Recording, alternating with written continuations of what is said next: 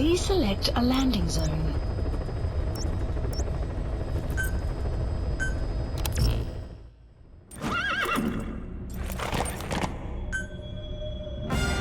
Deploying.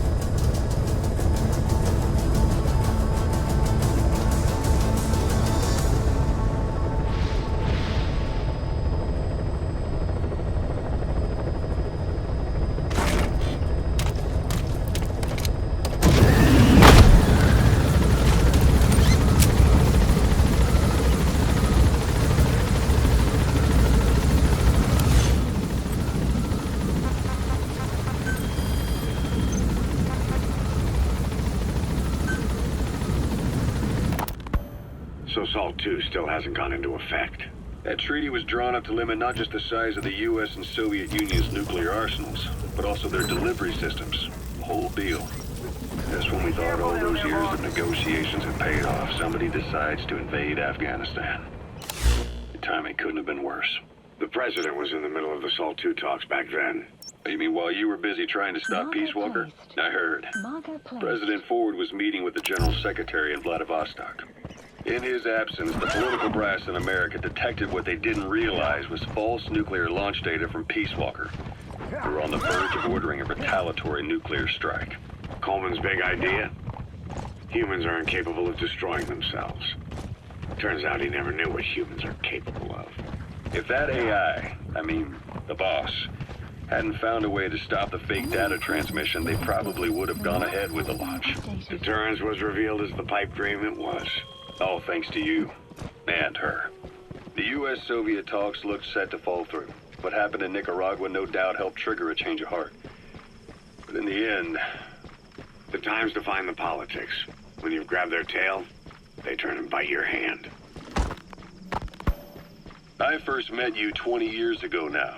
The place was Selenouyarsk in the Soviet Union. We were enemies. I was with the GRU. You were still fighting for America.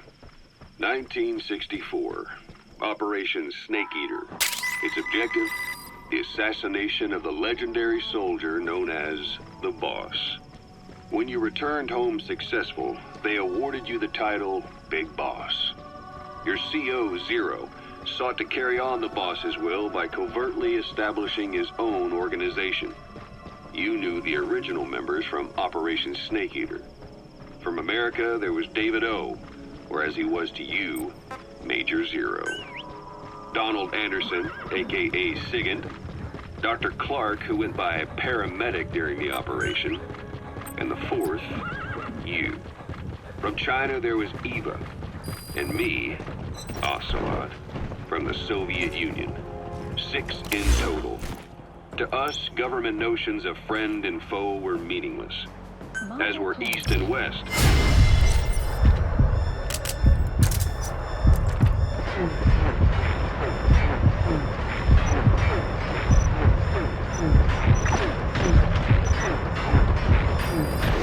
Forces by our will alone. Our objective was to fulfill the boss's dying wish, to make the world one. And to do it, Zero used the Philosopher's Legacy, the secret war fund you obtained during Operation Snake Eater. This organization would go on to become Cypher. I, on the other hand, was left with the problem. You only recovered half of the legacy. I had to locate the other half myself. When I found the funds, I passed them on to Zero, just as you wanted. I still trusted him in those days. We thought what he was doing was the boss's will, until he started that one project. Les enfants terribles, Zero called it. You parted ways, as did Eva, leaving only Anderson and Clark still with him. I maintained limited contact, although truth be told, we were just keeping tabs on one another. The reason was always you. Detected. After you returned to the Army and created Foxhound, you left America. For a time, even I'd lost track of you. I'd imagine Zero did too. You always were the best when it came to hide and seek. Zero created Cypher, an information network to tap into every corner of the globe. Marker removed. Woven together, Marker Cypher's changed. arteries make the world just one big organism. And that's not all. It also monitors the thorn in Zero's side. That's you, tracking your coordinates wherever you might go. The further you strayed from your roots, the larger Zero became. It's as if he was trying to close the gap between you. But before long, he disappeared from public life.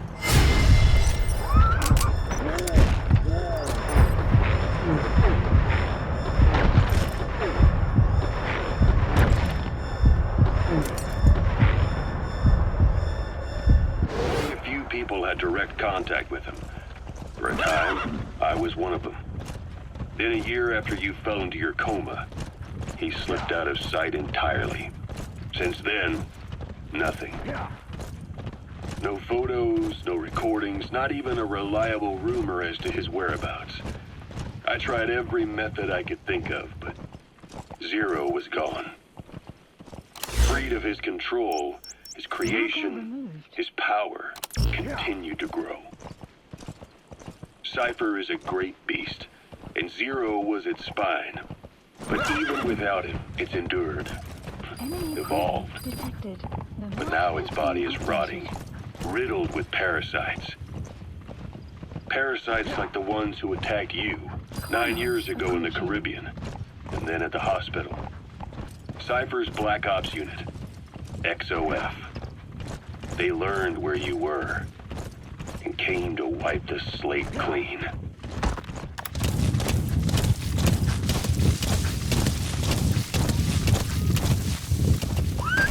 Whoa! Marker removed. Marker placed.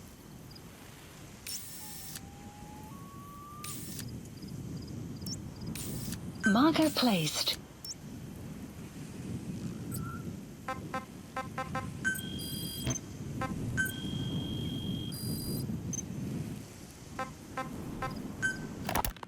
Christmas Eve, 1979. The Soviet Union rolled into Afghanistan. Muslims had revolted against the Soviet-friendly regime established the year before. The DRA forces could no longer contain it themselves, so the Soviets went in to intervene. The Afghan government was powerless and fraught with infighting. They lost the hearts and minds of the people, and that alarmed the Soviet leadership. With the Islamic Revolution happening in Iran, the Soviets felt they had to act fast or risk the spread of Islamic revivalism. Superpower, sending a motorized rifle division against men on horseback with antique rifles. Everyone thought it'd be over in an instant, only it wasn't. Some Muslims made their fight a jihad, a holy war, and began a guerrilla campaign on all fronts. A war of attrition. These fighters call themselves Mujahideen. They're being supported by the West through Pakistan. That's why Miller was involved. He was training them near the Zero Line, sponsored by the CIA. The war has become a nightmare for the Soviet troops stationed here. They thought they'd be headed home in 6 months at the most. Then a year passed. 2 years. Now here we are 4 years on with no exit in sight. Afghanistan has become the Soviet Union's Vietnam. The Soviet troops on the ground want to go home, but at least they have homes to go back to. The Afghans have lost theirs. The Soviets destroy the kishlaks, villages, wherever they can. They burn down homes and fields, fill in wells, turn pastures into minefields. It's created a mass of refugees who fled to Pakistan. If the Mujahideen are fish swimming around the villages, the Soviets will go so far as to dry out their ocean. But this has had a big price. There's bitter resentment among the Afghans, and they're taking out their anger on the soldiers on the front lines. Among the Mujahideen are the Pashtun people. They're fiercely devoted to their code of Badal, or revenge. Soviets they've captured have had their hands, feet, and noses cut off before being left to die at the side of the road. Subject on board. Leave the rest to us. Friendlies who come across them can do nothing but put them out of their misery. Then they burn down another village in retaliation. And the cycle of vengeance goes on.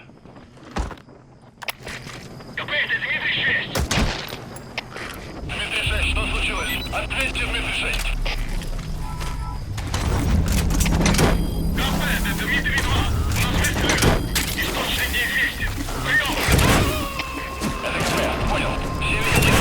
Будьте бдительны и найдите нарушителей. Конец связи. He's coming too. Roger that.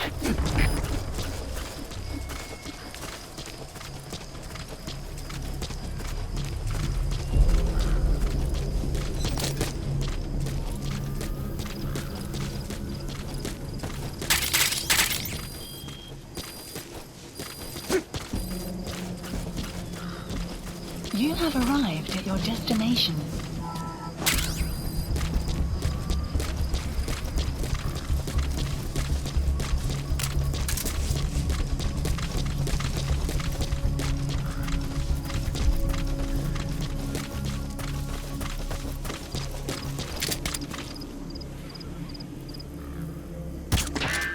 It's no good, boss. Attacking like that won't cut it. Aim somewhere else.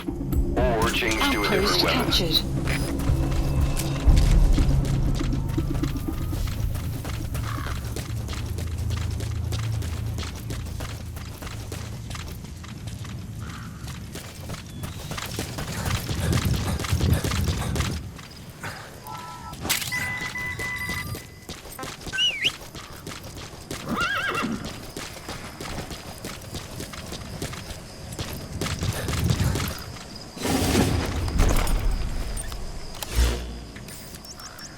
Marker removed.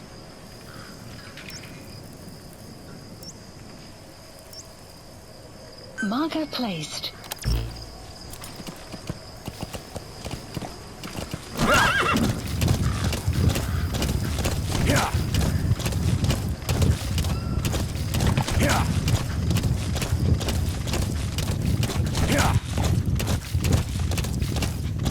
Extraction arrived at Mother Base.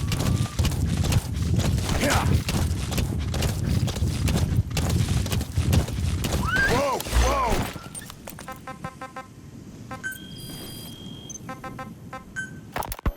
This war. The Kremlin never expected to have this much trouble against the Mujahideen. Afghanistan is a tribal society. Tradition demands that its people stand up to any outsiders who set foot on their land. With the honor of their people at stake, they have everything to fight for.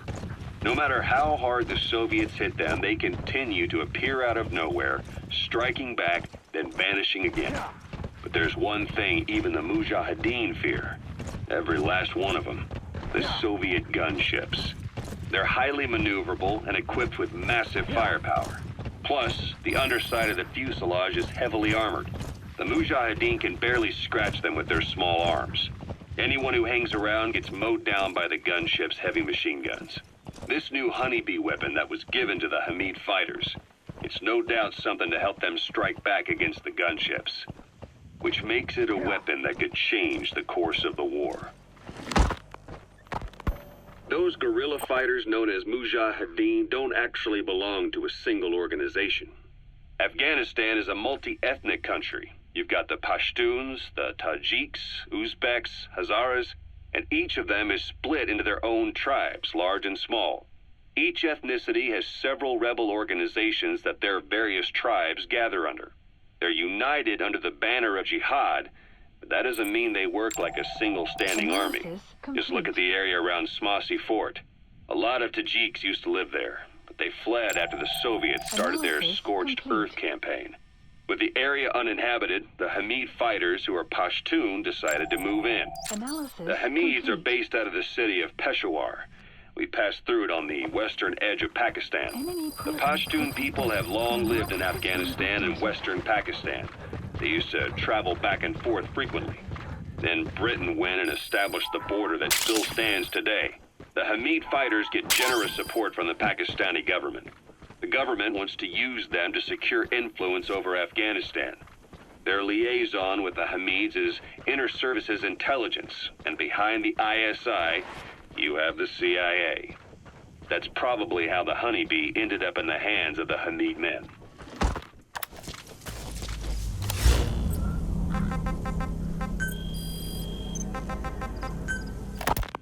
I had the R&D team analyze the honeybee.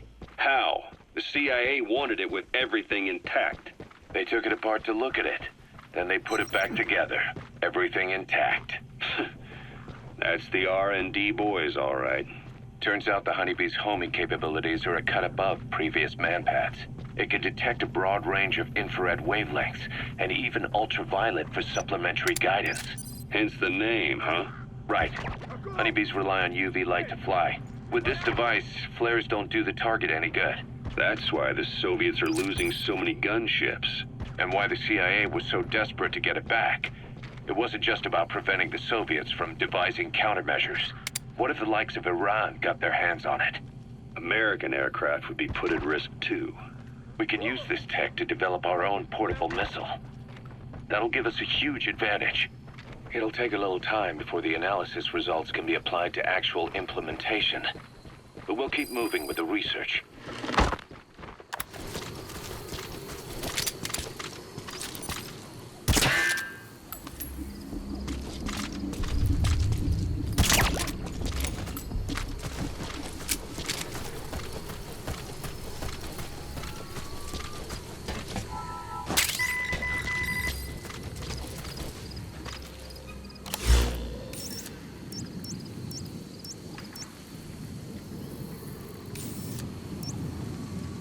Marker placed.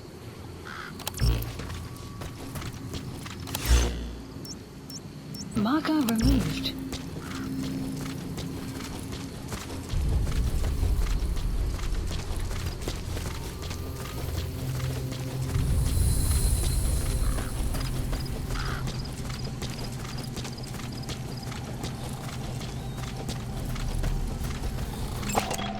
Analysis complete. Analysis complete.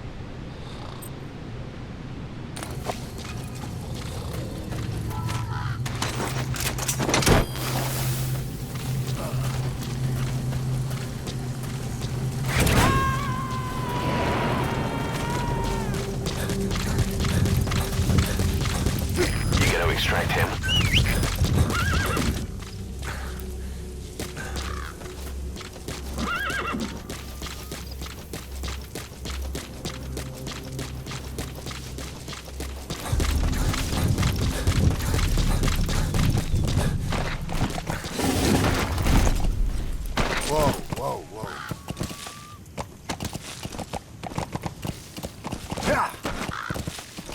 Extraction arrived at Mother Base.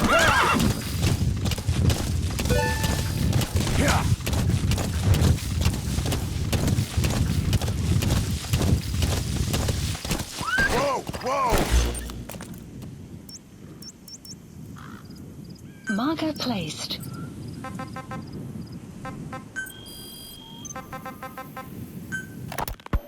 Kaz, what about the unit that attacked us in the mist? You knew something about them. That wasn't my first run-in with them. It happened right before I was captured by the Soviets. We were on the zero line that day, the Afghan side, on our way back from training the Mujahideen at a mountain camp in Kunar province. There's a lot of that work in Afghanistan. Most PFs shy away from it because it draws too much attention. But for us, that was the whole point. The job itself went great. We just had to make it back to a tribal area in Pakistan. But all of a sudden, visibility got real bad. It was no sandstorm. Our point man gave this strange report. He said he could see skulls in the mist. Skulls. The next moment, he went silent. We scrambled into formation, right before his arms and legs came raining down on us. It was always supposed to be a dangerous mission, so I had Diamond Dog's very best with me. We were calling out to each other. But one by one, the voices just went dead. Whatever happened to me, I lost consciousness before I knew it. When I came to, I was in a Soviet camp, tied to an interrogation chair. Could they be some new Spetsnaz unit? No. The ones that interrogated me were just the average rank and file. Whatever group attacked us, the way they moved was just insane. And that mist, appearing out of nowhere. The Soviets don't have tech like that. If they did, Ocelot would have heard about it. I doubt the West does either. Otherwise, the folks at Langley would be sleeping a lot easier. Why'd they come after you? Wish I knew. I'm the only one who survived. Though I don't think they planned it that way. If I was their target, they wouldn't have just handed me over to the 40th Army. Whatever the case, we need to watch our step until we know who they really are. And boss, if you ever do run into them again, don't try to take them on. That's the target. Is that one of our men from 9 years ago? Zero. Bring him home, boss. It was a somewhat parasitic relationship, though a mutually beneficial one. Cypher had no army of their own, so they wanted us. They wanted our strength. They approached me as a potential business partner. But they had other motives. Cypher coaxed us into Central America, into that US-Soviet proxy war, to fuel Mother Base's growth. Once we were big enough, they'd force us to join them. That was Subject on board. Leave the rest to us. right. And if we refused, she would use Zeke to fire a nuke from Mother Base. The world would consider us Roger. a liability, and countries would unite to destroy us. We stopped the launch. And yet they still took us down. Through that fake inspection they orchestrated to cover up their sabotage. That power Cypher wanted. We don't have it anymore. So why are they still after you? Is it just the fear of leaving you alive? I don't know. Was Zero really... All I know is the man I knew wouldn't want this. What do you mean? We have to consider that it might not be Zero we're dealing with. We know virtually nothing about Cypher anymore. How big they've gotten, what they want, or even who they really are. The new Mother Base started out as a test drilling rig operated by a mineral resources supplier, but their project fell through. The Seychelles government was happy to hand the place over to us. It was just scrap on stilts. So with a few dummy construction companies set up as fronts, we started renovating the half-finished rig. From the outside, it looked like the project was back on rails. Kaz, What? I see what you're doing. Recreating the Mother Base we had 9 years ago. Only this time. That's right. The Mother Base Cypher thought they destroyed will return from the grave to kill them. We'll prove to the world that we were the victors. And if we lose again? They can't fool us the same way twice. Now our enemies are in plain sight. And when our organization gets too big, we split it across companies. Any company that draws attention gets liquidated, and its capital is back-channeled into a new company. Most PFs are small-time operations anyway. And in this business, the minnows go bankrupt all the time. We've never aroused suspicion. Plus, we have Hewick. Hewick? Human Exploitation Company. It's a business specializing in intel gathering. Think of it as a civilian